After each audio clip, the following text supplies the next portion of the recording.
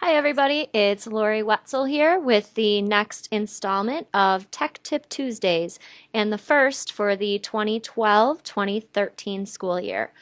Rather than focusing on a Web 2.0 tool that has some sort of curriculum integration component, it's only week 2. So I thought that perhaps focusing on a few basic tips and tricks for the MacBook might not be a bad idea.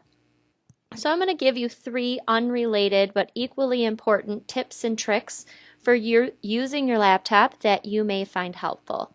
The very first one is going to require you to go to the System Preferences.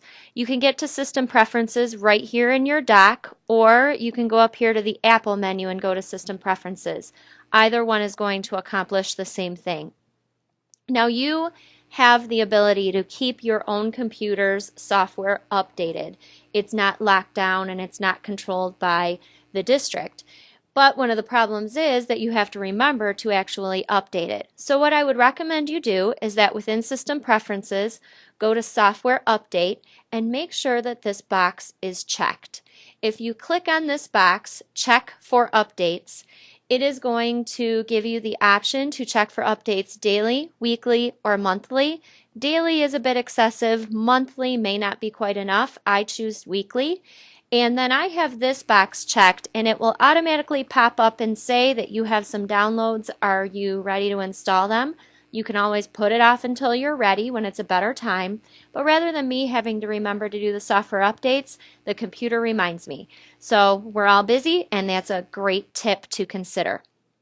I'm going to go ahead and quit out of System Preferences. And the next tip I wanted to share with you has to do with your trackpad and the touch on your mouse. I know a lot of you use external mice, and that is certainly one option, but for some of you, if you are PC laptop users, you may be missing the ability to just tap lightly on your trackpad and have it select what you just tapped. On the Apple, you are required to click more on the bottom of your mouse pad to get it to activate. You can change that. So again, I'm going to go to System Preferences, and within System Preferences, I'm going to go to Trackpad, and it's this area right here. If you want that simple tap with one finger that you had on a PC laptop, make sure that that box is selected. And now, if I want to quit out of this, I don't have to press the bottom of my mouse. All I have to do is tap it lightly with one finger, and it goes away. So that's tip number 2. Tip number 3, I think, is probably the most important of them all, and it has to do with saving. I'm going to go to a Word document that I have here. It happens to be a recipe, great recipe if you like zucchini. And I'm going to do a file save as. So if you want to save into your teacher folder, the share drive, your SkyDrive, whatever the case may be, some of you may be frustrated with that because when it says where, you might not see what you want here. This little button is the key to all of that, and I've helped several people with this over the past week or so. Clicking on this little button right here expands it so that you can choose exactly where you want your file to go.